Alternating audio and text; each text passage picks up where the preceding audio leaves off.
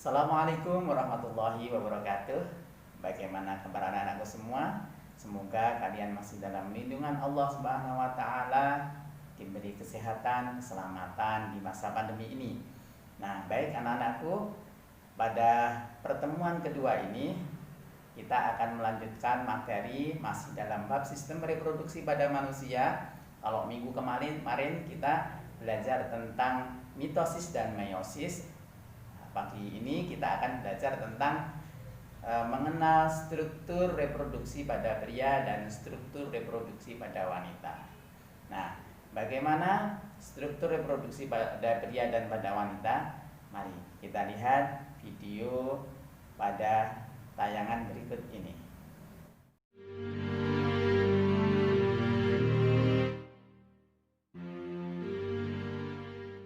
Setelah mempelajari tentang pembelahan mitosis dan pembelahan meiosis, kali ini kita akan belajar tentang struktur dan fungsi sistem reproduksi pada manusia. Sistem reproduksi pada manusia merupakan suatu sistem yang berperan dalam proses biologis suatu individu untuk menghasilkan individu baru. Dalam video ini, kita khusus membahas secara singkat tentang organ reproduksi pada laki-laki.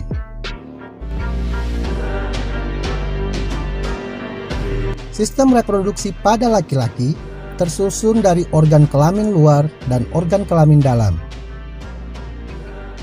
Organ kelamin luar terdiri dari penis sebagai saluran urin serta saluran sperma, dan skrotum yang berfungsi menjaga suhu testis agar sesuai untuk produksi sperma. Organ kelamin dalam terdiri dari testis yang berfungsi untuk memproduksi sperma dan hormon testosteron, epididymis yang berfungsi sebagai tempat penyimpanan sperma sementara, vas deferens yang berfungsi untuk menghubungkan epididymis dan uretra, uretra yang berfungsi sebagai saluran keluarnya sperma dan urin, kelenjar vesicula seminalis yang berfungsi menghasilkan zat-zat yang diperlukan untuk perkembangan sperma, kelenjar prostat yang berfungsi menghasilkan cairan bersifat asam,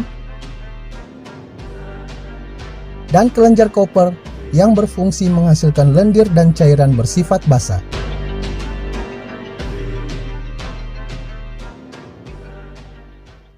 Tanda bahwa sistem reproduksi pada laki-laki telah matang adalah keluarnya cairan reproduksi dari penis, yang biasanya terjadi pada anak laki-laki yang berusia mulai dari 10 tahun sampai 14 tahun. Cairan tersebut merupakan campuran sel-sel sperma dengan getah-getah yang dikeluarkan oleh kelenjar reproduksi. Dalam video sebelumnya, kita telah membahas tentang organ reproduksi pada pria. Pada video kali ini, kita akan membahas tentang organ reproduksi pada wanita, di mana materi ini masih merupakan bagian dari materi tentang fungsi sistem reproduksi pada manusia. Alat reproduksi atau alat kelamin perempuan juga dapat dibedakan menjadi alat kelamin luar dan alat kelamin dalam. Alat kelamin luar memungkinkan sperma masuk ke dalam tubuh dan melindungi organ reproduksi bagian dalam dari organisme menular. Alat kelamin perempuan yang terletak paling luar yaitu vulva, berupa celah luar yang dibatasi oleh sepasang bibir kanan dan kiri. Bibir kanan dan kiri itu disebut sebagai labium, yang terdiri dari labia mayora atau bibir besar yang berfungsi melindungi organ reproduksi bagian luar, serta labia minora yang terletak di dalam labia mayora. Di antara labia mayora terdapat klitoris. Klitoris merupakan tonjolan kecil yang sangat peka terhadap rangsang. Di samping lubang vagina terdapat kelenjar Bartholin. Kelenjar ini berfungsi untuk menghasilkan cairan sekresi atau lendir. Di dalam vulva bermuara dua saluran, yaitu saluran urin, dan saluran kelamin. Alat kelamin dalam perempuan antara lain terdiri atas indung telur atau ovarium, merupakan organ reproduksi perempuan yang terletak di sebelah kiri dan kanan rongga perut bagian bawah.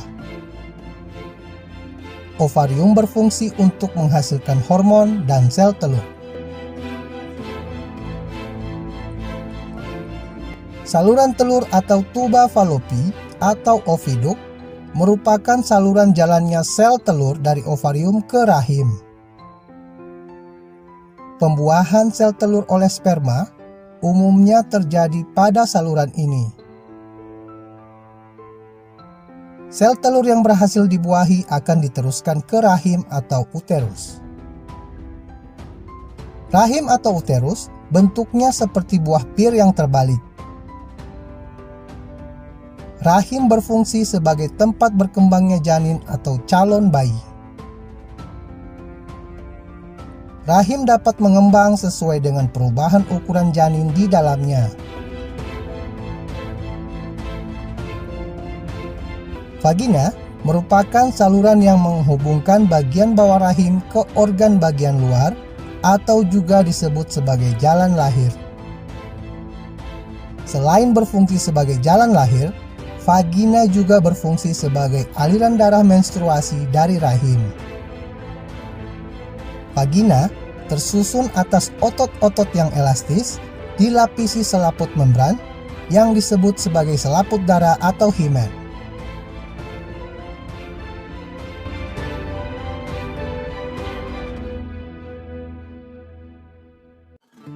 Pembentukan sel kelamin perempuan, yaitu sel telur atau ovum, disebut sebagai oogenesis. Pembentukan sel telur atau ovum terjadi di dalam organ yang disebut sebagai ovarium. Ketika anak perempuan masuk dalam masa puber, mereka telah memiliki bakal sel telur atau sel primordial dengan jumlah sekitar 40.000, namun hanya sekitar 400 yang akan matang atau berkembang sempurna. Sel telur yang telah matang namun tidak dibuahi oleh sperma akan dikeluarkan dari ovarium dalam siklus menstruasi.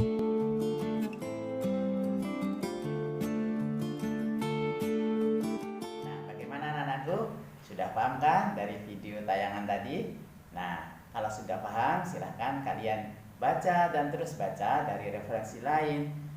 Mungkin saja kalian akan menemukan istilah-istilah atau hal-hal yang baru mengenai struktur reproduksi pada pria dan struktur reproduksi pada wanita.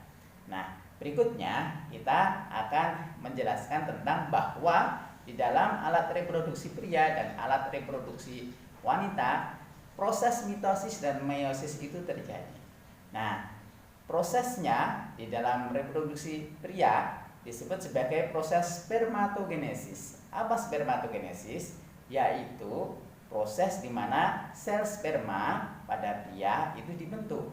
Sedangkan pada struktur reproduksi wanita ada sebuah proses mitosis dan meiosis yang disebut sebagai proses oogenesis. Apa proses oogenesis? Yaitu proses di mana sel telur atau oosit atau ovum itu dibentuk di dalam struktur reproduksi wanita. Bagaimana proses pembentukannya? Yuk kita lihat pada tayangan berikut ini. Proses pembentukan sperma disebut dengan spermatogenesis. Spermatogenesis ini terjadi di dalam tubulus seminiferus, yang merupakan saluran panjang yang berkelok-kelok. Kumpulan tubulus inilah yang membentuk testis.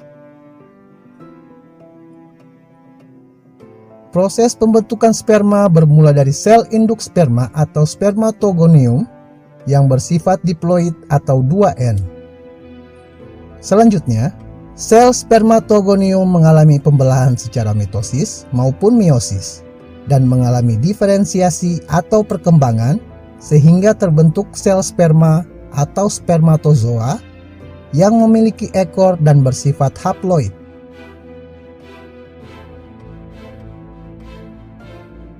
Sekian dulu penjelasan dalam video singkat ini. Jangan lupa berikan like jika video ini bermanfaat bagi Anda. Oogenesis dimulai saat seorang perempuan berada dalam kandungan. Sel primordial akan membelah secara mitosis membentuk oogonium atau sel induk telur yang bersifat diploid. Selanjutnya, akan terjadi pembelahan secara bertahap, baik pembelahan mitosis maupun meiosis. Pada akhir peristiwa oogenesis, dari satu sel induk telur akan dihasilkan satu sel telur atau ovum yang bersifat haploid dan 3 badan polar yang disebut polosit.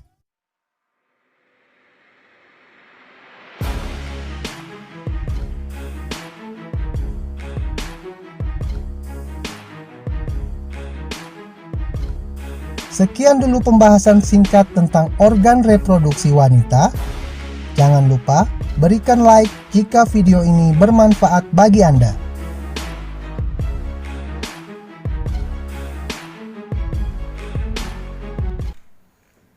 Nah, bagaimana?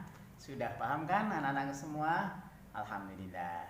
Kalau sudah paham, silahkan nanti tugasnya dikerjakan untuk bisa mengukur kemampuan pemahaman anak-anakku semua. Saya cukup sekian. Apabila ada kesalahan dari Bapak, mohon maaf yang sebesar-besarnya. Wassalamualaikum warahmatullahi wabarakatuh.